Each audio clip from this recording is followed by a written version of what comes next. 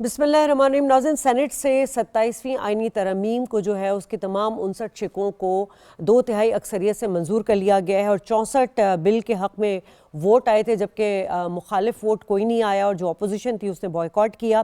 تمام اتحادیوں کے تعاون سے جو ہے آئینی ترمیم بل میں کافی تبدیلیاں کی گئی تھیں، اور اس حوالے سے ہی آج ہمارا پروگرام جو ہے وہ ڈیزائن کیا گیا ہے کہ آئینی ترمیم میں کیا کیا ہے اور ان ترامیم کا جو ہے وہ کیا اثر پڑے گا، اور سب سے زیادہ جو امپورٹنٹ سوال یہ ہوگا کہ مستقبل قریب میں اس کے کیا نتائج نکلیں گے۔ لیکن جو آرٹیکلز، جو شقیں تبدیل کی گئی ہیں وہ کافی طویل ہیں، لیکن جو ڈیبیٹیبل ہمیں نظر آ رہی ہیں اس میں آرٹیکل 42 ہے جو کہ کانسٹیٹیوشنل کورٹ کے حوالے سے ہے۔ اسی حوالے سے بات کریں گے کیونکہ نون لیگ اور پاکستان پیپلز پارٹی جو ہے وہ میثاق جمہوریت میں ہی جو کانسٹیٹیوشنل کورٹ ہے اس کے لیے آلریڈی جو ہے وہ متفق ہو چکے تھے، اور اس کے لیے وہ معاملات لانا بھی چاہ رہے تھے، تجویز بھی دے دی گئی تھی۔ سو اس حوالے سے بات کریں گے، لیکن دوسرا جو امپورٹنٹ آرٹیکل ہے وہ 243 ہے، یہ بھی کافی ڈیبیٹیبل ہے۔ لیکن اس میں چونکہ سب سے پہلے تو یہ بتا دوں کہ یہ جو آرمی سٹرکچر ہے اس کو تبدیل کیے جانے کی جو ہے تجویز سامنے آ گئی ہے، اور تجویز کیا اب تو یہ بل میں شامل ہو چکا ہے، اور اس کی یقیناً ضرورت اس لیے بھی آئی ہے کہ قدیم بات نہیں ہے بلکہ کچھ دن پہلے ہی بات ہے کہ جو بھارت کے ساتھ ہماری جنگ ہوئی تھی، اور اس جنگ میں جو ہم نے بدترین شکست بھارت کو دی تھی اور جسے پوری دنیا میں اس کا ڈنکا بھی بچا تھا، تو یقیناً جو ایسٹ اور بارڈرز کے ہمارے جو انگیجمنٹس ہیں اور جو معروضی حالات ہے، یہ اسی نظام کے تحت ہی ہم نے یہ جنگ لڑی تھی۔ سو اس آرٹیکل میں 243 میں اسی نظام کو جو ہے وہ حصہ بنایا جا رہا ہے، اور اپوزیشن یقیناً اس پہ شور شرابہ بھی کرتی رہی، لیکن اہم سوال یہ کہ کوئی بھی اپنی مرضی سے ترامیم نہیں لا سکے ہیں، نہ کوئی تجویز پیش کی ہے۔ تو انہی تمام چیزوں پر بات کریں گے۔ میرے ساتھ جو گیسٹ موجود، تعارف کرا دوں، میرے ساتھ قادر مندوخیل صاحب پاکستان پیپلز پارٹی سے موجود ہیں، شمائلہ رانا پاکستان مسلم لیگ نون سے، لال چند مالی صاحب ہمیں پاکستان تحریک انصاف سے جوائن کر چکے ہیں۔ مہمانوں کو خوش آمدید کہوں گی۔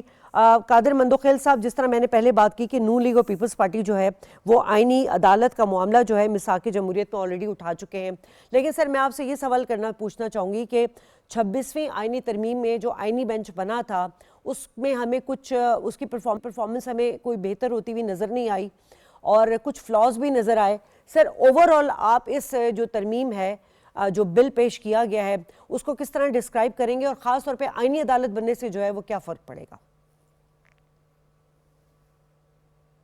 جی بہت شکریہ۔ دیکھیے پہلی بات تو یہ کہ آج سے 20 سال پہلے نواز شریف صاحب اور بی بی شہید کے درمیان جو میثاق جمہوریت سائن ہوا تھا، جس پہ عمران خان صاحب اور مولانا فضل الرحمان صاحب بھی اس میں ایگری تھے، وہاں یہ شک یہ تھا کہ آئینی عدالت ہونا چاہیے، اور اس وقت دنیا کی 80 سے زیادہ ممالک میں آئینی عدالت موجود ہے اور جو کہ اپنے کام کر رہے ہیں۔ اب سپریم کورٹ کا جو اعداد و شمار ہے اس وقت تقریباً لگ بھگ 56,000 مقدمات پینڈنگ ہے، اور 56,000 میں سے جو آپ کی میڈیا والے بتا رہے ہیں، مجھے ایگزیکٹ اس کا تعداد نہیں پتا، کہ 1500 کیسز آئینی ہیں۔ تو اس کا مطلب یہ ہے کہ 56,000 کے اوپر 1500 کیسز ہیوی ہے، کیونکہ سارے دن سپریم کورٹ میں یہی کیسز چل رہی ہے، فلاں سیاستدان الیکشن کمیشن، اور یہ سارے آئینی معاملات۔ تو اس کا مطلب تو یہ پھر واضح ہے، یہ تو پھر اور ضرورت ہے کہ 56,000 کیسز کے بجائے 1500 کیسز چل رہے ہیں، اور باقی لوگ جو نا وہ منہ دیکھتے رہتے ہیں۔ جن لوگوں نے جمع پونجی ایک کر کے وکلا کو فیس دیے ہوتے ہیں، یا اسلام آباد، کراچی، لاہور یا پشاور، کوئٹہ کے وہ چکر لگاتے ہیں، تو وہ تو سارے کے سارے بیکار ہے، اور ایسی میرے پاس سینکڑوں دلائل میں آپ کو دے سکتا ہوں اس میں۔ اب سوال یہ کہ جب آئینی عدالت بن جاتا ہے تو یقیناً یہ سیاسی کیس، آئینی کیس یہ ایک طرف ہوں گے، اور جو ایکچول جو سپریم کورٹ ہے یا جو ایکچول جو ملزمان ہیں جن کی اپیلیں ہے، چاہے فیملی کیسز ہو، کرمنل ہو، جو بھی ہو، پراپرٹی کو ہو، تو وہ سپریم کورٹ میں چلیں گے، اور اس کا ریشو بہتر نظر آئے گا۔ اور ایک بات اور بھی ہے، دنیا میں اس وقت جوڈیشل سسٹم میں پاکستان کا نمبر 141 ہے۔ اس سے زیادہ بیڑا غرق اور کیا ہو سکتا ہے کہ دنیا میں 141 نمبر پہ ہم ایٹمی پاکستان ہے، دنیا کا 7واں 8واں ملک ہے، ایٹم بم ہمارے پاس ہے، اور لیکن ہماری عدلیہ جو ہے نا وہ 141 نمبر پر ہے۔ ایٹم بم میں ہم 7ویں نمبر پہ، اور جوڈیشل میں ہم دنیا کے 141 نمبر پر ہے۔ تو یقیناً یہ وقت کی ضرورت ہے، اور وقت کی ضرورت کے ساتھ ساتھ یہ چیزیں ہوتی ہیں۔ اور 1973 میں جب شہید ذوالفقار علی بھٹو صاحب نے جب یہ آئین بنا ہے، اور متفقہ طور پہ باقی پارٹیوں کے ساتھ مل کے، اس وقت جو نا یہ چیز نہیں تھا کہ ایسا وقت آئے گا کہ میں کراچی سے زوم کے ذریعے آپ کو اسلام آباد جوائن کروں گا یا کوئی لاہور کوئٹہ پشاور سے آپ کو جوائن کرے گا. اور پھر سائبر کرائم کے بارے میں نہیں پتا, ایون کہ موبائل کے بارے میں آج سے 20 سال پہلے یا 30 سال پہلے موبائل کا کوئی حساب نہیں تھا کس طرح موبائل ہوگا. تو یہ آئین کا آرٹیکل 239 رکھا اسی وجہ سے کہ وقت کے ساتھ ضرورت کے مطابق آئین میں تبدیلی کی جا سکی, چاہے ججز کی تعداد ہو, چاہے اسمبلی کے ممبران کی تعداد ہو, سینٹ کے ہو, عدالت میں ججز کی تعداد ہو, عدالتوں کی تعداد ہو. تو یہ ساری چیزیں آئین کے آرٹیکل 239 کے تحت یہ اس وجہ سے رکھا ہے کہ وقتاً فوقتاً ضرورت کے مطابق اس کو بنایا جائے. تو کہ میں یہ کہوں گا کہ اس وقت جو یہ 26ویں ترمیم آیا ہے, مالی صاحب بھی اس چیز کی گواہی دیں گے کہ اس وقت مولانا فضل الرحمان صاحب کے گھر جو پی ٹی آئی چکر لگاتے تھے, اور اس وقت جو گوہر خان کا یہ بیان ریکارڈ پہ موجود ہے, اس نے کہا یہ تو بہترین مسودہ ہے. اور بلکہ ان کی سیکٹری اطلاعات جو رؤوف حسن صاحب ہے, انہوں نے تو 2 قدم آگے سر آپ یہ 2022 کی بات کر رہے ہیں نا جب پی ٹی آئی کی حکومت تھی. بہترین نہیں ابھی 26ویں ترمیم کی بات کر رہا ہوں, 26ویں ترمیم پہ جو مذاکرات ہو رہے تھے ان کی بات کر رہا ہوں. لیکن وہ الگ بات ہے کہ یہ جب خان صاحب کے پاس گئے, گوہر خان نے کہا خان صاحب سے منظوری لے لے, اور خان صاحب دی ان کو موٹی موٹی گالیاں کہ کم بختو, میں 3 سال سے جیل میں پڑا ہوں, تم لوگوں آئین میں ترمیم کی پڑی ہوئی ہے. اس وجہ سے پھر وہ منکر ہو گئے. پھر آپ کو یاد ہوگا انہوں نے ہائی اسلام آباد سپریم کورٹ میں کیس داخل کیا. کیس میں تو ایک جج صاحب نے پوچھا ان سے کہ یہ بتائے کہ آپ نے اس 26ویں ترمیم جو آپ اس کے خلاف آئے ہو تو آپ نے مخالفت کیوں نہیں کی؟ کہہ رہے ہم نے مخالفت کی. اس نے کہا مخالفت کا تو کوئی ریکارڈ نہیں ہے. کہہ رہے ہم نے بائیکاٹ کی. بولے بائیکاٹ تو آپ نے جو ہے نا اس کو سیف راستہ دے دیا ہے, آپ نے اس کو راستہ دے دیا کہ چلو بھائی منظور کرو, میں ذرا باہر جاتا ہوں. تو آج پھر اسی طرح انہوں نے جو ہے نا وہ سینٹ سے ایک ووٹ مخالفت میں نہیں آیا, انہوں نے بائیکاٹ کی ہے اور کاغذ پھاڑے, شور شرابہ کیا. یقیناً شور شرابہ ان کا حق ہے ایک جمہوریت کے اور سیاسی طور پہ, لیکن جس دن انہوں نے پی ٹی آئی والوں نے کمیٹیوں سے استعفیٰ دیے, اس دن مختلف چینل پہ میں نے یہی کہا کہ پی ٹی آئی نے اپنی پاؤں پہ کلاڑی مار دی ہے. اس کی وجہ یہ ہے کہ سارے قانون سازی تو کمیٹیوں میں ہوتی ہے, اسٹینڈنگ کمیٹی چاہے سینٹ کو یا قومی اسمبلی کو. اب وہ ظاہری بات ہے جب انہوں نے وہاں سے استعفیٰ دے دی ہے تو حکومت پارٹی یا مولانا فضل الرحمان صاحب کی یا دوسرے تیسرے وہ کمیٹی میں بیٹھے, کسی نے بائیکاٹ کی, کسی نے مخالفت کی, لیکن بیٹھے. لیکن پی ٹی آئی دور دور تک نظر نہیں آ رہی تھی. وہ کاغذ پھاڑ کے 2-4 گالیاں دے کے اور وہ نکل گئے. یہ ان کا سیاست جو عمران خان صاحب نے اپنے ضد اور آنا کی وجہ سے اپنے آپ کو بند گلی میں کھڑا کر دیے. 3 سال سے ہم چیخ رہے, مالی صاحب ہمارے ساتھ کئی شو میں بیٹھے ہیں کہ خدا کو مانو, آئیے پیپلز پارٹی سے بات کر لیں. پیپلز پارٹی نے آفر کی ہے 8 فروری کی الیکشن کے بعد کہ آپ کو ہم سپورٹ کرتے ہیں. نہیں جی, تم لوگ تو چور ہو, ڈاکو ہو, فلانو. ہمیں تو فیلڈ مارشل سے بات کرنی ہے کیونکہ ہمیں وہی حکومت دے سکتی ہے, آپ لوگ کیا دے سکتے ہو؟ یعنی شہباز شریف صاحب کو حکومت سے اتار دو اور ہمیں بٹھا دو, یہ ان کا مطالبہ تھا. آج آخر میں بند گلی میں کھڑے ہو گئے. آج ان کی جو ہے ایرلیونٹ ہو گئے. آج نہ ان کی قومی اسمبلی کی ضرورت پڑی, نہ سینٹ میں ضرورت پڑی, اور اسی طرح کاغذ پاڑتے رہیں گے. اگلے مجھے نہیں لگ رہا کہ اگلے 1-2 سال میں مطلب سر یہ جو آئینی عدالت ہے یہ سپریم کورٹ میں چونکہ ہر عام اور خاص کیسز جاتا تھا, اب آئینی جو کیسز ہوں گے وہ آئینی عدالت میں ہوں گے. اور سب سے بڑے جو مجھے سمجھ میں آ رہا ہے وہ یہ کہ سپریم کورٹ میں جو مونوپولیشن ہوتی تھی, جو ڈی پولیٹیسائز تھا وہ ہوگا, اور ساتھ ساتھ جو کانسٹیٹیوشنلائز بھی ہوں گی چیزیں. شمائلہ, اچھا اقدام ہے, ترامیم پچھلی ماضی میں بھی بہت ساری حکومتیں لے کر آتی رہی ہیں. آپ کیا بتانا چاہیں گی کہ ان ترامیم سے اب مستقبل میں جو ہمارے جو ریاستی ادارے ہیں, جو آئینی ادارے ہیں, ان میں کیا بہتری آ سکتی ہے؟ بسم اللہ الرحمن الرحیم. بہت شکریہ. دیکھیے, پہلی بات تو سمجھنے کی یہ ہے کہ جو پارلیمان ہے اس کا اختیار ہے کہ وہ آئین میں ترمیم کر سکتی ہے حالات و واقعات کو دیکھتے ہوئے. دوسری بات یہ ہے کہ جو ہماری جو لوگ ہیں جو اس کو کرٹیسائز کر رہے ہیں, جنہوں نے 26ویں ترمیم کے اوپر بھی بات کی اور وہ 27ویں ترمیم کے اوپر بھی بات کر رہے ہیں, تو ان لوگوں کو شاید انہوں نے مکمل طور پہ وہ مسودہ جو ہے سمجھا نہیں ہے, جس کے اندر یہ کسی سے کسی کے آئینی اختیارات کو کم نہیں کیا گیا, نہ ہی چھینا گیا ہے. یہ اداروں کی کوارڈینیشن, آپ کا دفاعی جو کوارڈینیشن ہے, آپ کا جو انصاف کا جو نظام ہے اس اور گورننس ہے, اس کو مؤثر کیا گیا ہے. مثال کے طور پہ دیکھیں, جس طرح چارٹر آف ڈیموکریسی جب انہوں نے سائن کیا تھا میاں محمد نواز شریف اور بے نظیر بھٹو صاحبہ نے, تو اس وقت بھی آئینی عدالتوں کا ذکر تھا. تو میں یہ سمجھتی ہوں کہ 26ویں ترمیم میں آئینی عدالت بننے کے لیے تجاویز دی گئیں, لیکن چونکہ چند جو ہمارے جو لوگ ہیں انہوں نے اس پہ اعتراض کیا تو وہ معاملہ جو ہے وہ آئینی بینچز تک محدود ہو گیا. جب آپ نے آئینی بینچز کی جو پریکٹس کی تو آپ نے دیکھا کہ جو لوگ ہیں اس سے مستفید ہو رہے ہیں کیونکہ آپ کا جو برڈن ہے کورٹس پہ وہ تھوڑا کم ہو گیا. یہاں پہ ہوتا ہی ہے کہ باپ جو ہے وہ مقدمہ دائر کرتا ہے اور اس کے جو ڈیسیجن ہوتے تک اس کا جو پوتا ہے وہ جوان ہو جاتا ہے. تو میں کہتی ہوں کہ جو انصاف جو ہے وہ فراہمی انصاف کی جتنی ضروری ہے اتنا ہی اس کا جلد فراہمی ضروری ہے, اور انصاف کا ہونا بھی نظر آنا چاہیے اور اس کو کوئک ریپڈ ایکشن جو ہے وہ ہونا چاہیے. تو اس میں یہ جو آئینی عدالت ہے, فیڈرل کانسٹیٹیوشن کورٹ ہے, اس پہ یہ بہت زیادہ مؤثر کردار ادا کرے گی کیونکہ آئینی میٹرز جو ہیں وہ چونکہ بالکل پیچیدہ قسم کے ہوتے ہیں اور وہ نہ ہی وہ کرمنل جسٹس کے ساتھ میچ ہوتے ہیں, نہ وہ فوجداری کے ہوتے ہیں, نہ ہی وہ سول ہوتے ہیں, ان کی نوعیت الگ ہوتی ہے. گو کہ ان کا کیسز کم ہوتے ہیں لیکن اس کے اوپر وقت کی جو ہے وہ ضرورت زیادہ ہے, اس پہ وقت زیادہ لگتا ہے, اس کو ڈیسائیڈ کرنے کے لیے اہم نکات کو آپ نے پریسیڈنٹ سیٹ کرنی ہوتی ہے. تو میں یہ سمجھتی ہوں کہ جو عدالتیں ہیں ان کا برڈن کم ہوا, اور اس میں اگر ایک بات ہے, اگر اس میں میلا فائڈی شازیہ اگر ہماری انٹینشن ہوتی تو جیسے سینیٹرز جو ہیں انہوں نے ایک شک ڈالی کہ جس میں امیونٹی حاصل ہے وزیر اعظم کو, جب ہم پریزیڈنٹ صاحب کو امیونٹی دے رہے ہیں, جب ان کو استثناء چیف صاحب کو حاصل ہے, اور پورے جو آپ ترقی یافتہ ممالک کو اگر دیکھیں آپ تو اس میں یہ پریکٹس اینڈ پروسیجر جو ہے وہ چل رہا ہے. آپ اپنے جو امریکہ میں پریزیڈنٹ کو امیونٹی جو ہے وہ حاصل ہے, وہ استثناء ہے ان کو, لیکن چونکہ ہمارے وزیر اعظم جو ہیں وہ قانون اور آئین کو جو ہے وہ مانتے ہیں اور وہ سمجھتے ہیں کہ ہر انسان جو ہے وہ قانون اور اس کے سامنے برابر ہے, خواہ وہ وزیر اعظم ہے یا کوئی ریڑھی بان ہے.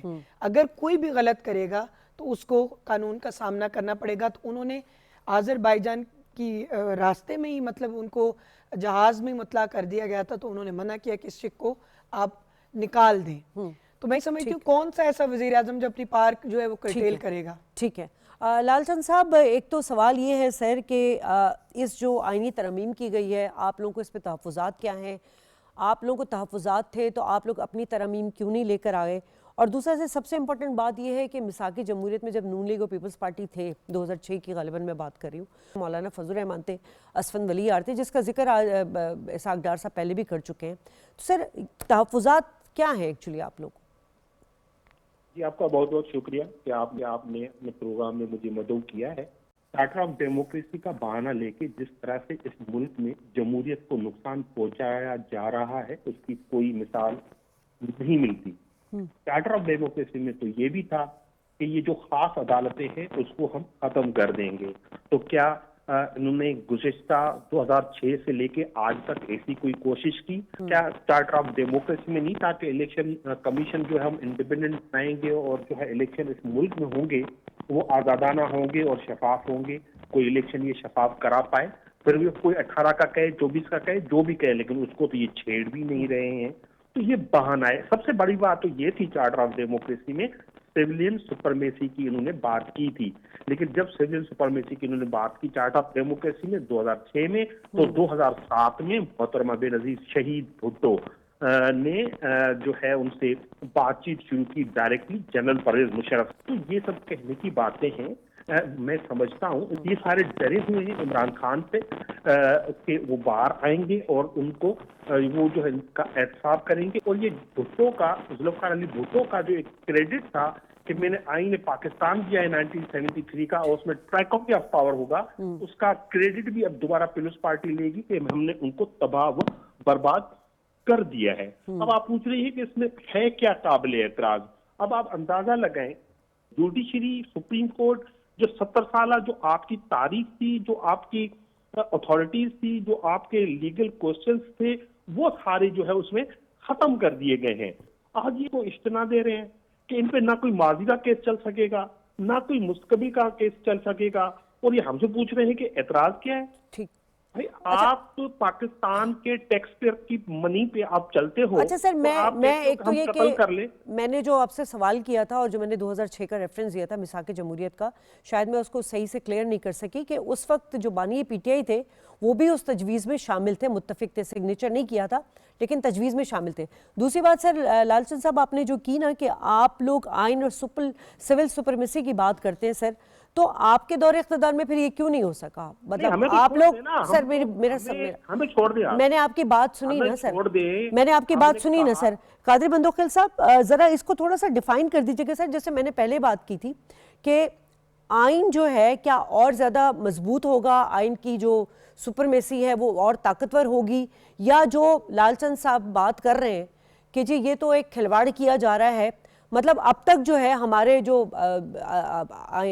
सुप्रीम कोर्ट में जो केसेस नज़र आते हैं उसमें हर तरह के केस होते हैं, लेकिन अब यकीनन जो मुफादे आमा वाला केस होगा वो सिर्फ सुप्रीम कोर्ट में होगा और जो आइनी मामलात वाला केस होगा वो इधर आइनी अदालतों में हो चलेगा। देखिए अभी जो अदाद शुमारा है 56,000 केसेस सिर्फ सुप्रीम कोर्ट में चल रहे हैं और लगभग जो मीडिया और रिपोर्ट बता रहे हैं, क्योंकि हमने तो उसको अलग नहीं किया है, 1500 केसेस आईनी चल रहे हैं। लेकिन सुप्रीम कोर्ट में वही आईनी केस चलते हैं 1500 केसेस, बाकी जो 56,000 है या 55,000 या 54,000 वो केसेस नहीं चल रहे हैं। एक तो बात ये है। दूसरा आपने दुरुस्त कहा कि इमरान खान साहब भी उसमें एग्री थे, मौलाना साहब भी थे, वो सारे। फिर 26वीं तरमीम का देख ले, उसने खुद ही माना, खुद ही मुकर गए, वो चीज़ भी अलग है। लेकिन सवाल ये इन सारी बातों का, मलिक साहब अभी इनकार कर रहे हैं कि हम मुस्तरद करते हैं। आपकी जो एक्सपर्ट है, 2 असम्बली का स्पीकर रहे असद कैसर साहब, वो तो पहले दिन न मीडिया ने पढ़ा, न मैंने पढ़ा, न आपने पढ़ा, उसने कहा मुस्तरद करते हैं। आप मुझे बताओ कि एक शख्स जो असम्बली का स्पीकर रहा और उसको पता आइन का आर्टिकल 239 1973 के आइन में इसी वजह से डाला गया कि आज से 25-30 साल पहले इंटरनेट नहीं था, साइबर क्राइम नहीं थे, इंसदाद दहशतगर्दी के क्राइम नहीं थे, तो ये इसी वजह से डाला कि वक्त के साथ साथ उसको आप रद्द-बदल कर सके हालात के मुताबिक, वरना अगर फुल स्टॉप लगा लेते तो आज कुछ भी नहीं होता। तो एक तो ये है कि एक स्पीकर होते हुए वो मुस्तरद करे। उसके बाद जिस दिन पीटीआई ने इस कमेटियों से इस्तीफा दिए, उस दिन बहुत सारे दोस्त जो मेरे साथ बैठे हैं, मैंने कहा लो जी, अपने एक नहीं बल्कि दोनों पांव पे उन्होंने कुल्हाड़ी मार दिए। कुल्हाड़ी इस वजह से मार दिए कि जब वो सारा काम तो कमेटी में होता है, सारे डिबेट तो कमेटी में होता है। मलिक साहब भी कई कमेटी के मेंबर रहे, तो जब कमेटी में सब कुछ होता है, असेंबली में तो यही रह गए जो आज उन्हें किए, गाली गलौज किए, कागज फाड़े और बाइकाट किए, टाई फिश, यही था। असेंबली में क्या होता है? असेंबली में तो आपका सिर खड़े होकर सर गिना जाएगा, डिस्कशन तो आपका असेंबली में नहीं होता है, डिस्कशन तो कमेटी में होता है। तो कमेटियों से इस्तीफा देने के बाद आज वो भुगत रहे, और मुझे हैरत है कि अगले साल 2 साल जो असेंबली का मुद्दत है 2-2.5 साल, उसमें ये करेंगे क्या? ये कागज फाड़ते रहेंगे। वो जो आवाम ने उनको भेजा है, जिन जनालकों ने भेजा है, चाहे असली वोट ही सही है, वो तो ये कहेंगे कि हमने तो इस वजह से नहीं किया कि आपने अपने दोनों पांव जो ना बांध लिया है और अब आप कह रहे हैं मैं भाग नहीं सकता हूं। तो भाग तो नहीं सकेंगे आप, क्योंकि आपने तो खुद ही पांव पे जो ना वो कुल्हाड़ी मार दिए। और आपको याद होगा, मैंने तो कम से कम अपनी सियासी लाइफ यही से पहले जो मुझे पता है, मैंने किसी वजीर आजम का नहीं देखा वो जिस तरह आईएसआई की कुर्सी में बैठा रहता था। जाते होंगे, मैं नहीं कहता हूं नहीं होंगे, लेकिन कभी मीडिया में इस तरह फख्र से, वो तो जनरल फेज उसकी तरीन का लिखा जहाज लेके वो सब लोगों को जब दुपट्टे पहनाते थे तो कह रहे हमने विकेट गिरा दिए। आज आपको विकेट अबड़ो किधर गया? अब आप जो अरबोपति लोगों को टिकट देंगे, सेनेटर बनाएंगे, और चाहे जमीयत हो चाहे आप हो, अपनी नजराती कारकुनों को छोड़ के, तो अंजाम तो ये होगा जो आपको अभी नजर आया आज। बल्कि वो तो कहते हैं मेरी बीवी को उठा लिया, कोई पूछने नहीं आया, किसी ने पूछा नहीं है। सवाल ये इन सारी चीजों का जब चिकरे पीटीआई हम बार-बार 3 साल से करे, खुदा का वास्ता 8 फरवरी के बाद भी हमने ऑफर किए, आइए आप अपना वज़ीर आज़म लाएं, हम नहीं शामिल होते आपकी काबिना पे। नहीं, तुम लोग तो चोर हो, डाकू, खुद चोरी के केस में बैठा हुए जेल में। फिर उसके बाद क्या हम कहते हैं आइए हमसे बात कर ले, नून लीग से कर ले, जमीयत से कर ले। नहीं जी, हमने तो एस्टेब्लिशमेंट की उंगली पकड़ना है, वही हमें कुर्सी बिठा सकते। आपके पास क्या इख्तियार है? ये 3 साल से ये डायलॉगबाजी करते थे, आज बंद गली में अपने आप को खड़े कर दिया है। आज उनके ना आगे का रास्ता ना पीछे का रास्ता है, वो आगे करेंगे क्या? मैं तो सवाल अब मलिक साहब के सामने ये उठा रहा हूँ, अगले जो असेंबली के 2-2.5 साल है वो करेंगे क्या? کاغذ پڑھتے رہیں گے اور ٹھیک. تو آپ کے پاس کچھ نہیں ہے. اور پھر اسی طرح ایک ایک کر کے آپ کے سارے ممبران چھوڑ دیں گے. اور ایک ایک نہیں, شوکت یوسفزئی صاحب جو ان کے وزیر اطلاعات تھے خیبر پختونخوا کے, وہ میرے ساتھ لائیو شو میں کہہ چکا ہے کہ مجھ سے ڈپٹی کمشنر نے ایفیڈیوٹ مانگا, آپ کو رزلٹ دوں گا. میں نے نہیں دیا. بولے ہمارے 30-40 لوگوں نے ایفیڈیوٹ دیے. تو آپ 30-40 لوگ تو اندرونی خانہ نون لیگ سے ملے ہوئے نا, ضرور ان کی خیر منا. ٹھیک ہے شمائلہ, اب لازمی سی بات ہے آج تو سینٹ میں ہو گیا, اب کل جو ہے قومی اسمبلی میں بھی پیش ہوگا. کیا امکانات لگ رہے ہیں بآسانی یہ منظور ہو جائے گا؟ قومی اسمبلی میں بھی نمبر گیم آپ لوگ کے پورے ہوں گے؟ جی یہ سینٹ سے بھی الحمدللہ یہ منظور ہو چکی ہے, اور انشاءاللہ تعالی یہ کل قومی اسمبلی میں بھی پیش ہوگی, اور میجورٹی جو ہے اکثریت کے ساتھ ترمیم جو ہے وہ پاس ہوگی. ہمارے پاس پورے نمبر موجود ہیں اس میں, تو کیونکہ یہ عوامی فلاح کے لیے ہے. اور اس میں میرا خیال ہے ان کو تو تحریک انصاف کو تو ویسی عادت ہے ہر چیز میں کیڑے نکالنے کی. معذرت کے ساتھ انہوں نے کبھی بھی ہمارا کوئی بھی ایکٹ ہے اس کو انہوں نے ٹھیک نہیں کہنا, گو کہ وہ شاید پاکستان کے حق میں بہتر ہی ہو, لیکن چونکہ ان کی ایک ہی منزل ہے, ایک ہی راستہ ہے, اور ان کا راستہ جو ہے وہ ان کے بانی پی ٹی آئی کی رہائی تک ہے. لیکن ہم نے تو اس قوم کی, اس ملک کی, اس کی خدمت کرنی ہے, اور ریاست نے اس ملک کی, قوم کی, عوام کی جو ہے جان و مال کی حفاظت بھی کرنی ہے. اور ہم سمجھتے ہیں کہ اس کے اندر جو آرٹیکل 243 ہے اس میں جو کمانڈ اینڈ کنٹرول کے حوالے سے اور سیکیورٹی کے حوالے سے جو چیزیں ہیں وہ وقت کی اہم ضرورت تھی. آپ کے جو فتنۃ الخوارج جو ہے اس نے سر اٹھایا ہوا ہے, بھارت جو ہے وہ آپ سے بدلہ لینے کے اس میں ہے, اور وہ پراکسی وار جو ہے وہ کر رہا ہے, اور افغانستان جو ہے وہ اپنی سرزمین اپنے اس کو پیش کر رہا ہے. تو جب آپ کو ہر طرف سے یہ چیز اس کا سامنا ہو, دہشت گردی کا, اور دشمن دھاک لگا کر بیٹھا ہو, تو میرا خیال ہے کہ جو آپ کی جو سپریم کمانڈر ہیں ان کو آپ کو اتنا امپاور کرنا چاہیے کہ وہ اپنی اسٹریٹجی, اپنی حکمت عملی, اپنا دفاعی نظام اور کنٹرول, اس سب کے اوپر جو ہے وہ فیصلے ہیں وہ خود کریں. اور اس میں کوئی, میرا خیال ہے کہ اس کے اندر بہت زیادہ یہ عوامی بحث کا معذرت یہ عوامی بحث کا موضوع ہونا ہی نہیں چاہیے, جس کے اندر آپ کا دفاع اور سیکیورٹی کے ایشوز جو ہوں وہ اتنا زبان زد عام نہیں ہونی چاہیے. ٹھیک ہے لال چند ماہی صاحب, جیسے کہ ہم بات کریں وہی آرٹیکل 243 کی, ایک آرمی سٹرکچر میں جو ہے اس کو تھوڑا تبدیل گیا ہے, اور میں نے پہلے بھی بات کی تھی کہ اس کی ایک خاص وجہ یہی نظر آ رہی کہ جو اس وقت معروضی حالات ہیں جس میں بھارت سے جنگ ہوئی ہے, اور بھارت جو ابھی بھی سازشیں کر رہا ہے, ساتھ ساتھ ہمارا افغانستان کے ساتھ معاملات ہیں, ہمارے دونوں بارڈرز جو ہیں ایسٹ اور ویسٹ دونوں جو ہیں اس کے ساتھ ہماری انگیجمنٹس رہتی ہیں, اور سب سے بڑی جس طرح سے جو ہماری عسکری قیادت ہے, ہمارے جو کمانڈر ہیں, ہمارے جو chief of army staff field marshal صاحب ہیں, ان کی قیادت میں جس طرح سے ہم نے بھارت کو شکست دی ہے, تو یہ تو وقت کی اہم ضرورت ہے, کیونکہ چیلنجز آگے کم نہیں ہو رہے, چیلنجز تو آگے بڑھتے ہی چلے جائیں گے. کمانڈ ایک ہونی چاہیے, اور دوسرا یہ کہ کولیبریشن کے ساتھ ہونی چاہیے. یقیناً اس چیز کو تو آپ لوگ انڈوز کرتے ہیں نا سر, کیونکہ پوری دنیا نے اس کو اکنالج کیا ہے, جس طرح سے فیلڈ مارشل صاحب کو ایک اپریسیشن مل رہی ہے, اور ہر ملک میں ان کو بلایا جاتا ہے, چیف آف گیسٹ ان کو بنایا جاتا ہے. یہ تمام چیزیں تو آپ لوگ کے سامنے ہی ہیں. آج بھی اس حکومت کے پاس میجورٹی نہیں تھی. ایک پی ٹی آئی کا سینیٹر سیف اللہ ابرو اور ایک جے یو آئی کا سینیٹر, ان کو انہوں نے جو ہے ان کی لائلٹی تبدیل کرانے کے بعد انہوں نے یہ ترامیم پاس کرائی ہیں. تو آج بھی یہ الیجیٹمیٹ ہے, غلط ہے, غیر آئینی ہے, غیر قانونی ہے, اس کے باوجود کہ یہ پوری کی پوری پارلیمنٹ جو ہے نیشنل اسمبلی. سر جو 2018 کے الیکشن میں ہوا تھا آپ لوگ کے ساتھ, آپ کیا سمجھتے ہیں ہر بار وہی چیزیں ہو رہی ہوں؟ اب جو 18 میں ہوا تھا نا, پوری عمر آپ وہ ریپیٹ کرتے رہیے گا.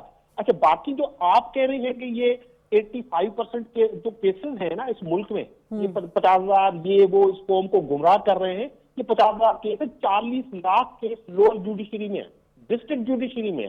تو ریفارمز تو وہاں ہونے چاہیے تھے, یہ وہاں پہ تو ریفارمز کرنے کے لیے تیار نہیں ہے. اور پھر آپ مجھے بتائیں کون سے ملک میں ایگزیکٹو ڈائریکٹلی جا کے سپریم کورٹ کے ججز کو لگاتے ہیں؟ نہ ان کے پاس میجورٹی تھی, نہ ہی یہ کیسز کا بہانہ چلے گا, نہ ہی یہ جو سی او ڈی چارٹر ڈیموکریسی کی بات کر رہے ہیں. تو ان کے ہاتھی کے دانت دکھانے کے ایک اور کھانے کے. جی لال چند صاحب معذرت کے ساتھ دیکھیے, آپ کے دور حکومت میں 52 منٹ میں میرا خیال ہے کوئی 52 بل جو ہے وہ ایوان میں پیش کیے گئے.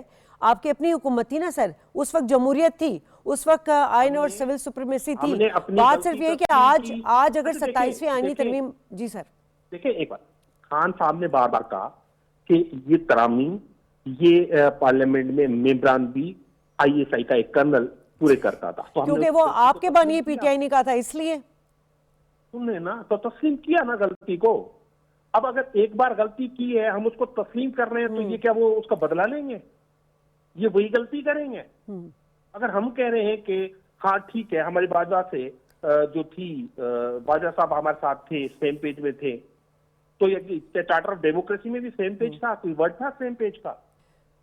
ठीक है। कादिर मंदुखिल साहब, इसको किस तरह आप डिफेंड करेंगे? और दूसरा सर, मैं वही बात कर रही थी कि जब इक्तदार में होते हैं तो फिर हर चीज़ आइन के मुताबिक हो रही होती है, जमहूरियत उसी का नाम होता है, लेकिन जब मौजूदा हालात में अगर हम बेहतरी के लिए हुकूमत या आइन में तरमीम की जाती हैं, हालांकि मैं पहले भी कह चुकी हूँ कि माजी में बहुत सारी हुकूमतें तरमीम ला चुकी हैं, तरमीम हो चुकी है, बेटरमेंट के लिए क्यों नहीं अपोजिशन जो है वो किरदार अपना अदा करना चाहती है? अब अबड़ो साहब को भी लेके जो उन्होंने बात की, लेकिन अबड़ो साहब तो ऑन द फ्लोर ये बात कर चुके हैं कि जी मैं पाक फौज की वजह से आईनी तरमीम के हक में वोट दे रहा हूँ। बल्कि अबड़ो साहब ने ये भी कहा कि मेरी बीवी को जब उठा लिया है तो पीटीआई ने पूछा तक नहीं है। तो इसका मतलब ये है कि फौज ने मदद की है जो वो फौज को वोट दे रहे हैं। पहली बात तो ये है। दूसरी बात ये कि मली साहब माशाल्लाह पिछली असेंबली में हमारे साथ थे, लेकिन थोड़ा सा आइन पढ़ने की जरूरत पड़ी कि इनको, जो कहते हैं हाई कोर्ट का, सुप्रीम कोर्ट का जज डायरेक्ट कैसा भर्ती है, आइन का आर्टिकल 175 से लेके 182 तक, उसमें पहले से आइन में मौजूद है कि जिस वकील की 15 साल स्टैंडिंग हो तो वो सुप्रीम कोर्ट का डायरेक्ट जज बन सकता है। यहाँ तो बल्कि उन्होंने 15 साल से बढ़ा के 20 साल कर दिए, बड़े मजीद बढ़ा दिया, हालांकि 15 साल का कानून मौजूद है। सीनियर मोस्ट जस्ट जी नहीं, सीनियर मोस्ट तो वो हाई कोर्ट में जो जज होता है वो जाएगा 5 साल।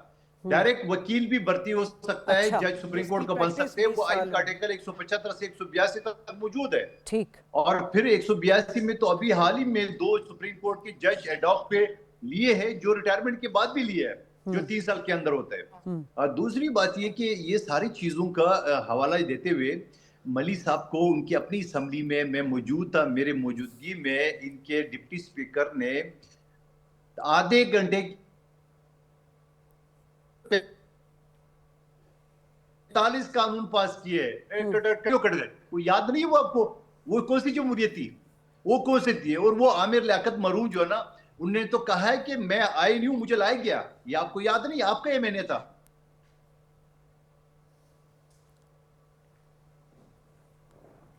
ठीक ठीक है।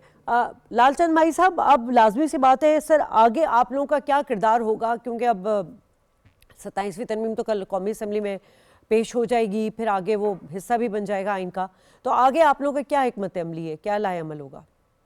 जी देखिए, हम बिल्कुल समझते हैं कि ये डंडे के जोर पे इस आईनी तरमीम को हर सूरत में मंजूर कराया जाएगा। ना बिलावल भुट्टो साहब के पास, ना शहबाज शरीफ के पास कोई ऑप्शन ही नहीं है कि वो इसकी अपोजिशन करें। They are in connivance, number 1। Number 2, तहरीक तहफ़्फ़ुज़ आईन पाकिस्तान ने इन तरामीम के खिलाफ मुल्क भर में एहतजाज का ऐलान किया है, और इंशाल्लाह पाकिस्तान तहरीक इंसाफ आइन और कानून के दायरे में रहकर उस एहतजाज में भरपूर हिस्सा ये शुमाइला कुछ आपसे बात करना चाह रही है। और आपको ये भी ज़हन में होना चाहिए कि इस मामले पर 27वीं तरमीम पर जुडिशरी में भी बड़ी अनसर्टेनिटी पाई जाती है। ठीक है। वहाँ पे भी आपने देखा है कि जो आज एक सीनियर पुणे जज की तरफ से, मंसूर शाह की तरफ से लेटर लिखा गया है कि इस पे फुल कोर्ट मंगवाई जाए और आईनी जो भी अदालतें हैं उनको एतमाद में लिया जाए। लिहाजा पाकिस्तान तहरीक इंसाफ अपनी जुडिशरी के साथ खड़ी है, उन इंडिपेंडेंट जजेस के साथ खड़ी है जिनका हक है कि वो अदलिया में भी रहें और इंसाफ करें। ठीक है, शुमाइला कुछ कहना चाहिए? जी शुमाइला। देखिए, जो तहरीक इंसाफ है वो 26वीं तरमीम के लिए भी यही कह रही थी कि ये आप लोगों की मजबूरी है, यहाँ पे ये करवाया जा रहा है, मुसल्लत की जा रही है, इसकी कोई ज़रूरत नहीं है। लेकिन अभी आपने रीसेंट प्रैक्टिस देखी कि जो आइन और कानून को वकला हजरात हैं वो ज़्यादा समझते हैं आम कॉमन मैन की जगह, क्योंकि उन्होंने पढ़ा होता है कानून।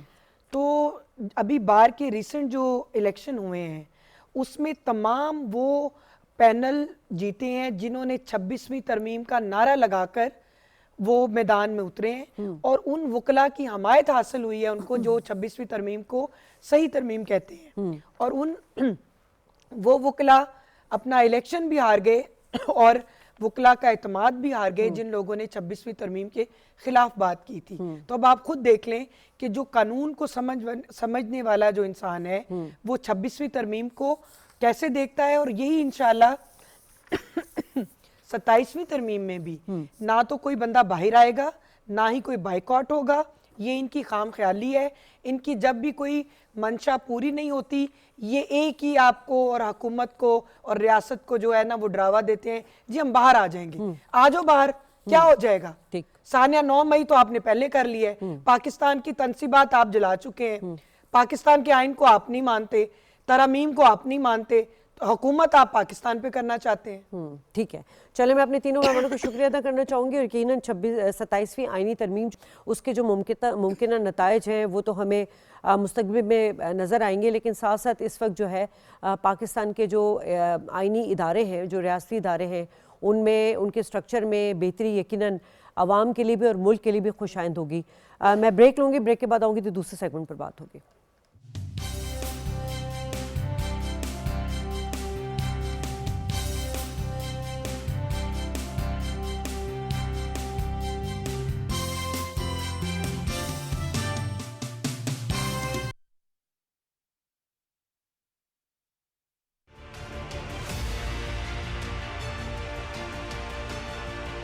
ڈینگی بخار سے بچاؤ کے لیے احتیاط لازم۔ اپنے گھر اور دفاتر کو مچھروں سے محفوظ رکھیں۔ دروازوں اور کھڑکیوں پر جالیاں لگائیں۔ چھتوں کی ٹینکیوں اور پانی سے بھرے برتنوں کو ڈھانپ کر رکھیں۔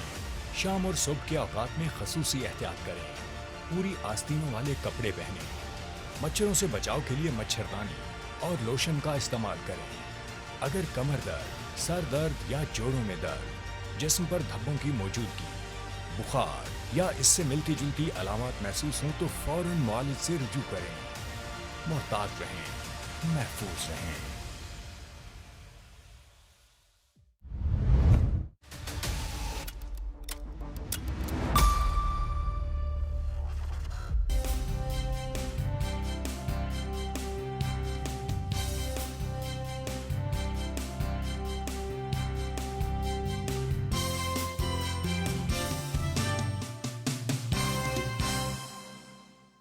ویلکم بیک ناظرین، اور جیسے کہ کلائمیٹ چینج جو ہے وہ اب ایک بڑا عالمی چیلنج بن چکا ہے، کیونکہ اس کی جو گلوبل وارمنگ ہے اس کی وجہ سے جو ٹیمپریچر ہے وہ بڑھتا ہوا چلا جا رہا ہے، میلٹنگ ہو رہی ہیں، گلیشیئرز بہت زیادہ، ڈراؤٹ بہت ہے، اور ایک پریزنٹ بارشیں جو ہے بدلتے ہوئے جو ان ایکسپیکٹڈ موسمی جو حالات ہیں، یہ تمام چیزیں جو ہیں اس سے دنیا اس وقت سفر کر رہی ہے، اور دنیا بھر میں ان کی وجہ سے ماحولیاتی، معاشی اور جو انسانی مسائل ہیں وہ پیدا ہو رہے ہیں۔ اس وقت برازیل میں یونائٹڈ نیشن کے پلیٹ فارم یعنی کانفرنس آف پارٹیز کے تحت کوپ 30 کا انعقاد کیا جا رہا ہے، اور بین الاقوامی کانفرنس ہے یہ، اور یقیناً اس کا جو مقصد ہوگا وہ اس کو کس طرح کیور کیا جائے، ایشوز کو کس طرح ایڈریس کیا جائے، اور جو پیرس ایگریمنٹ تھے اس کے جو اہداف تھے اس کا بھی یقیناً پیش رفت کا جائزہ لیا جائے گا۔ اسی حوالے سے بات کریں گے، میرے ساتھ جو گیسٹ موجود ہیں، احمد منصور صاحب اسٹوڈیو میں موجود ہیں، ڈاکٹر ساجدہ نعیم ہمارے ساتھ ہیں، دونوں مہمانوں کو خوش آمدید کہوں گی میں۔ احمد منصور صاحب، ہم جب بھی اس طرح کی کانفرنس کی بات کرتے ہیں ہم تو اس میں ہم ہمیشہ یہ چیز دیکھتے ہیں کہ کلائمیٹ چینج جو ہے وہ ایک مشترکہ عالمی مسئلہ بنتا چلا جا رہا ہے۔ آپ کیا سمجھ رہے ہیں کہ جو کوپ 30 ہے اس سے پہلے جتنی بھی کانفرنسز ہوئی ہیں، کیا ان کے نتائج ہمیں نظر آئے ہیں، کیا مقاصد حاصل کی جا چکے ہیں، اور جو اب آ رہی ہے کوپ 30 جو چل رہی ہے اس وقت، اس کا کیا ایجنڈا ہوگا؟ دیکھیں شازیہ خان صاحبہ، جو یہ ماحولیاتی آلودگی ہے، کلائمیٹ چینج کے مسائل ہیں، پوری دنیا اس پہ بات تو بہت کرتی ہے۔ اب یہ بہت اہم فورم ہے، اور دیگر جیسے آپ نے پیرس کا جو فورم ہے اس کی بھی بات کی کہ وہاں بھی کچھ کمٹمنٹس کی عالمی برادری نے، وہ پوری نہیں ہوتی۔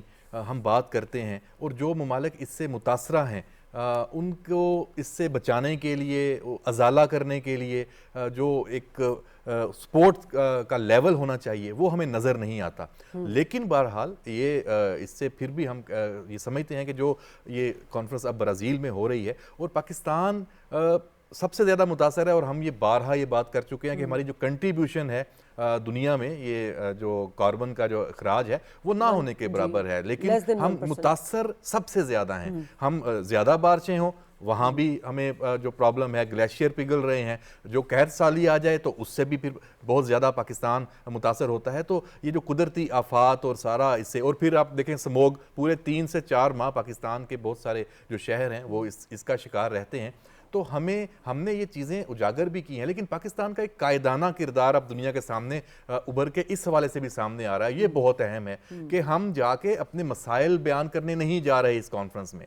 ہماری جو وزیر اعلیٰ ہیں پنجاب کی مریم نواز شریف، وہ وہاں پہ جا کے وہ اقدامات سے آگاہ کرنے دنیا کو جا رہی ہے کہ دیکھیں ایشوز ہیں، لیکن ہم کتنے سنجیدہ ہیں، ہماری قوم، ہمارا ملک، ہمارے جو حکومت ہے، اور ایک صوبہ جس میں 14 کروڑ عوام ہیں، وہاں پہ کون کون سے پروجیکٹس ہیں وہ ہو رہے ہیں کہ ہم نے اپنے آپ کو شفٹ کیا ہے کہ کیونکہ جو یہ گاڑیاں ہیں یہ دھواں چھوڑتی ہیں، تو ہم الیکٹرک جو بسیں ہیں وہ پورے صوبے میں ان کا جو پروجیکٹس لے کے آ رہے ہیں، موٹر بائکس الیکٹرک وہ لے کے آئے ہیں۔ پھر جو یہ کلین جو پنجاب پروجیکٹ ہے اس کا کچرے کا مسئلہ ہے، پھر اسموگ کے لیے آپ نے دیکھا بہت سارے اقدامات ہیں وہ بھی سامنے آ رہے ہیں۔ تو حکومت پاکستان کی جو لیڈرشپ ہے وہ دنیا کو عالمی سطح پہ یہ بتانے جا رہی ہے کہ دیکھیں ہم اپنے جو وسائل ہیں ان کے تحت لڑ رہے ہیں اس اتنے بڑے چیلنج سے، اور مشکلات تو بہت زیادہ ہیں۔ تو اس میں عالمی جو برادری ہے، جو ممالک ہیں، ان کا تعاون چاہیے۔ جب ہم دنیا کو یہ بتائیں گے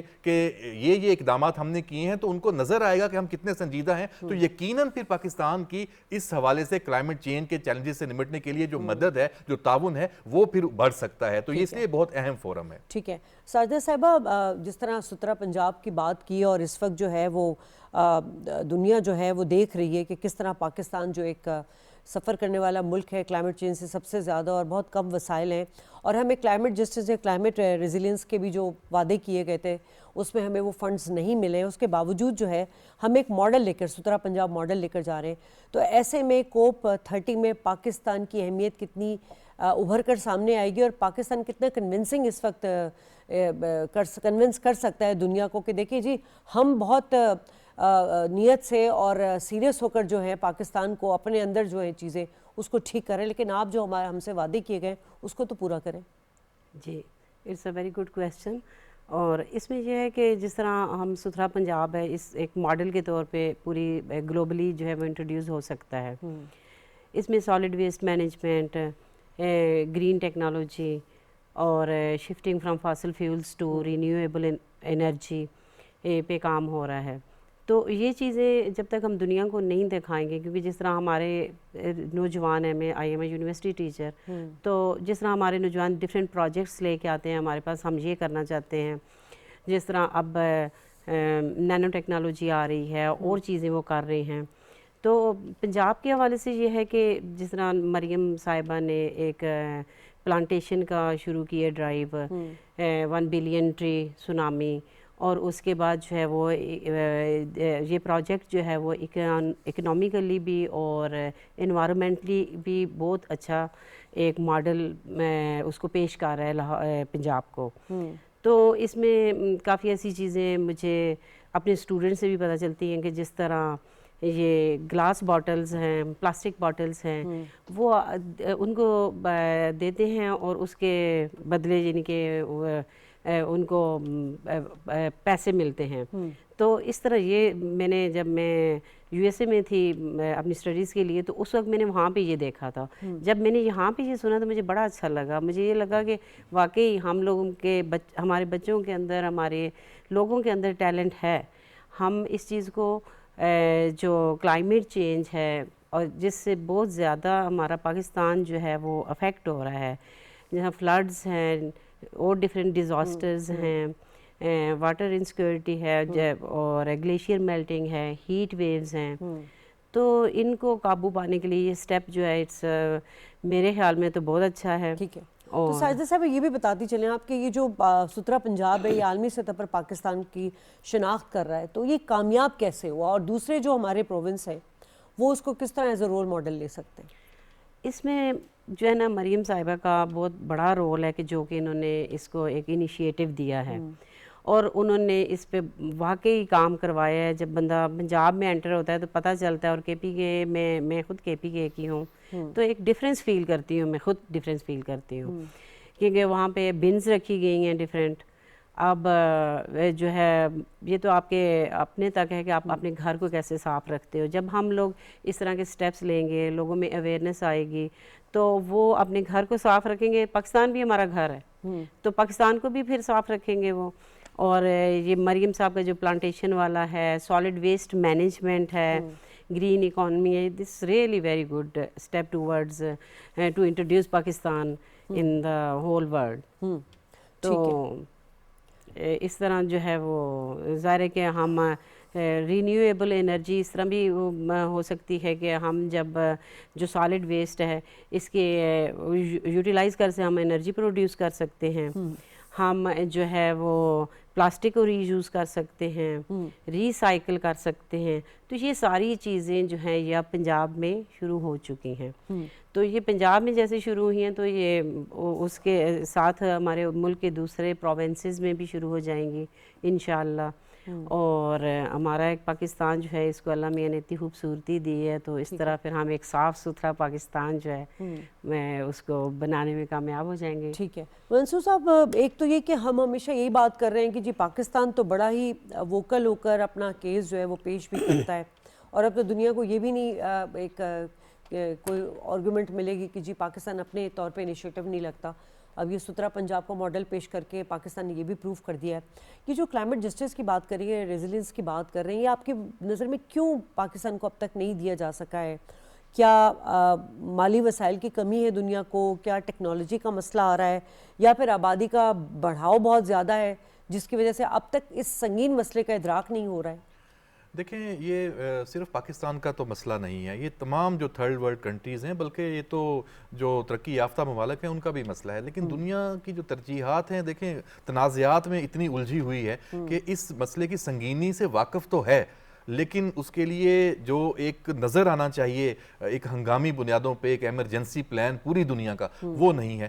تو پھر ہر ملک کو اپنے طور پہ اپنے تئیں کچھ تو ایفرٹس کرنی ہے. تو اس میں خوشائن چیز یہی ہے کہ پاکستان کی جو لیڈرشپ ہے, پاکستان کی جو حکومتیں ہیں, انہوں نے اپنا جو کردار ہے کہ چلیں ہم دنیا کو باور بھی کراتے رہیں گے لیکن اپنے حصے کا کردار تو ادا کریں. اب جیسے جتنے پروجیکٹس گنوائے ہیں ڈاکٹر صاحبہ نے, میں اس میں اور ایڈ کر دوں, میں دیکھ رہا تھا کہ جو ہمارے ملک میں کوئلے سے بجلی پیدا کی جاتی ہے تو اس کو شفٹ کرنے کے لیے کہ وہاں سے بھی یہ جو ماحولیاتی آلودگی ہے وہ متاثر ہوتی ہے, تو سولرائزیشن پنجاب میں اس کا بھی عمل شروع کیا گیا ہے. تو اب یہ ستھرا پنجاب کنورٹ ہونا چاہیے ستھرا پاکستان, اور پھر ستھرا ایشیا اور ستھرا جو پوری کلین جو ورلڈ ہے وہ اس کے اوپر یہ پروجیکٹس پاکستان کو ایک رول ماڈل کے طور پہ اب یہ بڑی اہم یہ جیسے یہ فورم ہے یہاں سے پوری دنیا کے سامنے آنا ہے. تو اس طرح پھر فنڈنگ وہ اس کے لیے فنڈز موجود ہیں, اس کی تقسیم جو ہے وہ جیسے آپ نے کہا کلائمیٹ جسٹس وہ ہونا ضروری ہے, اس کا ادراک ہونا ضروری ہے. اور یہ اقوام متحدہ کا جو یہ فورم ہے یہی اس میں ایک کلیدی کردار ادا کر سکتا ہے. اور پاکستان کی جو یہ ایک مؤثر آواز اس فورم میں اب اٹھے گی اور اٹھ رہی ہے تو یقینی طور پہ یہ فائدہ مند ہوگی اس سارے معاملے کو آگے لے کر جانے میں. ٹھیک ہے. اور کلائمیٹ چینج یقیناً دنیا کے لیے تو ایک بہت بڑا چیلنج ہے, پاکستان سفر کر رہا ہے, لیکن پاکستان کو اس وقت جو ہے وہ دہشت گردی کا سامنا ہے, اور دہشت گردی کو لے کر پاکستان بہت سیریس طور پر اس وقت اقدامات بھی اٹھا رہا ہے. اور ہمارے ناظرین جانتے بھی ہیں کہ کس طرح فتنہ الخوارج, فتنہ الہندوستان کی سرپرستی میں جو ہے وہ پاکستان پہ اٹیمپٹ کر رہا ہے. اور صرف یہی نہیں بلکہ افغانستان کی سرزمین جو ہے وہ پاکستان میں دہشت گردی کے لیے استعمال کی جا رہی ہے.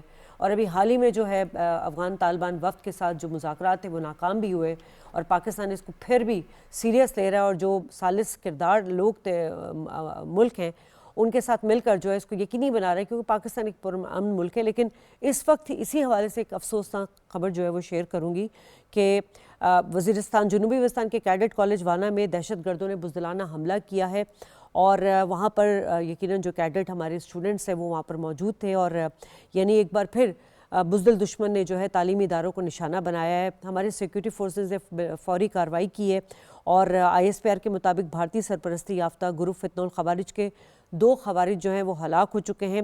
اور واقعہ یقیناً جو مایوس حملہ آور ہیں ان کے لیے ایک عبرت کا نشان بنایا گیا ان کو، لیکن یہ ہے کہ اس وقت ISPR کا یہ بھی کہنا ہے کہ پاکستان دہشت گردوں اور افغانستان میں موجود ان قیادت کے خلاف جواب کا حق محفوظ رکھتا ہے، اور پاکستان نے ہمیشہ یہ اقدامات لیے بھی ہیں اپنے ملک کے دفاع کے لیے۔ احمد صاحب، میں چاہ رہی ہوں کہ اس پہ آپ ایک کامنٹ کر دیں، اور یقیناً یہ افسوسناک خبر تو ہے، لیکن پاکستان ہر طور پہ کوشش کر رہا ہے، یعنی کہ ایک طرف تو وہ ان بزدل دشمنوں کو جن کی سرپرستی جو ہے وہ بھارت کر رہا ہے، اور بھارت ہمیشہ مذموم مقاصد میں اور سازشوں میں ملوث رہا ہے، اور ساتھ ساتھ یہ جو افغانستان میں جو دہشت گرد پناہ لیے ہوئے ہیں وہاں سے پاکستان پہ اٹیک کیا جا رہا ہے، اس پہ آپ کیا کہنا چاہیں گے سر؟ دیکھیں، یہ ایک اور بھیانک جو حملہ ہے یہ پلان کیا گیا، اور آج ہم نے وانا کا جو کیڈٹ کالج ہے اس پر یہ دیکھا، بالکل آپ کو یاد آ گیا ہوگا آرمی پبلک اسکول پشاور، تو اسی نوعیت کا اور اسی طرح کی پلاننگ، اور اس وقت بھی جو تانے بانے تھے وہ افغانستان سے حملہ آور براہ راست رابطے میں تھے۔ اس حملے کے جو خوارج ہیں، دہشت گرد ہیں، وہ بھی ہدایات براہ راست وہاں سے لے رہے ہیں، اور سیکورٹی فورسز اس وقت چونکہ آپریشن میں مصروف ہیں، تو ہم اس کی جو ڈیٹیلز ہیں اس پہ تو بات جو ہے وہ نہیں کر سکتے، کیونکہ اس سے پھر جو ایک جو نقصان ہے وہ اس کا اندیشہ ہوتا ہے۔ لیکن جو بھارتی پراکسی یہ فتنہ الخارج ہے، اس حملے میں بھی ان کے جو شواہد ہیں اور ان کے جو مقاصد ہیں وہ وہی ہیں، وہ امن کے دشمن ہیں، وہ پاکستان کے دشمن ہیں، اور وہ نہیں چاہتے کہ پاکستان پھلے پھولے، اور افغانستان کا جو اس میں کردار ہے وہ بہت ہی افسوسناک ہے۔ ابھی دیکھیں، ہم کیا چاہ رہے تھے جو استنبول میں مذاکرات ہوئے، یہی کہ پاکستان میں دہشت گردی وہاں سے سپورٹ نہ ہو، تو اب پاکستان نے جیسے اس میں پھر کہا ہے کہ حق محفوظ رکھتا ہے، تو میں سمجھتا ہوں کہ ہمیں یہ جنگ ہر صورت میں ان ٹھکانوں تک لے کر جانی ہے جو افغانستان میں ہے دہشت گردوں کے، جو خوارج کے، جو بھارتی جو وہاں پہ سپانسرڈ دہشت گردی ہے، ان کے وہاں پہ لیڈرز بیٹھے ہوئے ہیں، تو پاکستان کو اب اس میں دیر نہیں کرنی چاہیے، اور ہمیں نظر آنا چاہیے ہمارے بچے، ہمارے جو کیڈٹس ہیں، ان کا کیا قصور ہے کہ آپ اپنی اس دہشت گردی، اس بربریت کا ان کو نشانہ بنائیں، تو یہ کسی صورت بھی قابل قبول پاکستان کے لیے بھی نہیں ہے اور دنیا کے لیے بھی نہیں ہے، اور میں سمجھتا ہوں اس کا جو جواب ہے وہ پاکستان کو افغانستان کی لیڈرشپ سے بھی مانگنا چاہیے۔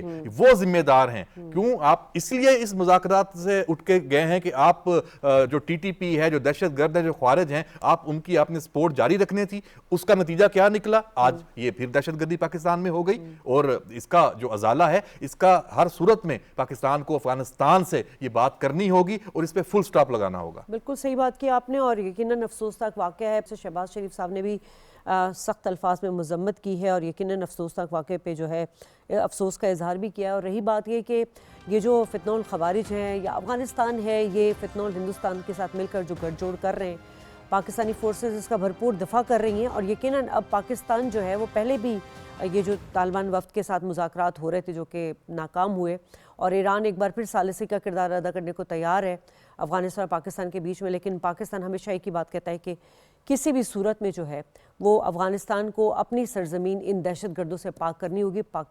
پاکستان اپنا حق رکھتا ہے، ان دہشت گردوں کے ٹھکانوں کو وہ تباہ کرے گا، اور یقیناً یہ جلد کچھ ہم دیکھیں گے کہ اس عملی طور پہ ہمیں نظر بھی آئے گا۔ مہمانوں کو شکریہ ادا کرنا چاہوں گی، پروگرام کی اجازت، اللہ حافظ۔